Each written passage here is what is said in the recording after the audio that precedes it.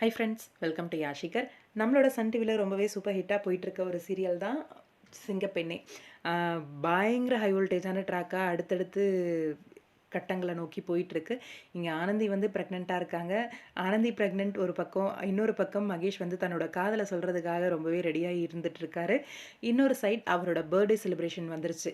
S, மகேஷோட birthday celebration upcoming வரப்போகுது. அதோட shooting லொக்கேஷன்லேருந்து ஒரு சில அப்டேட்ஸ் எல்லாம் வந்திருக்கு. இந்த பர்த்டே செலிப்ரேஷன் கண்டிப்பாக வந்து மகேஷ் வந்து ஏதாவது ஒரு முடிவு எடுக்கிறதுக்கு வாய்ப்பு அதிகமாக இருக்குது. இங்கே வந்து ஆனந்தி யாரையும் லவ் பண்ணல, நம்ம வந்து ப்ரப்போஸ் பண்ணோம் அப்படிங்கிற மாதிரி ஒரு நினப்பில் இருக்காரு. இன்னொரு பக்கம் ஆனந்தி, அன்பு, இவங்க 2 பேரும் லவ் பண்ணிட்டு இருக்காங்க. ஆனந்தியோட வயிற்றுல மகேஷோட குழந்தை வளர்ந்துட்டுருக்கு. என்னடா இது சுற்றி சுற்றி இப்படி கொண்டு போயிட்டுருக்கீங்களே, ஒரே குழப்பமாகவே இருக்கே, என்னதான் பண்ண போகிறீங்க அப்படிங்கிற மாதிரியும் இருக்குது. இதில் பர்த்டே செலிப்ரேஷனுக்கு ஆனந்தி அப்புறம் கார்மெண்ட்ஸில் இருக்கிற எல்லாருமே வந்திருக்காங்க.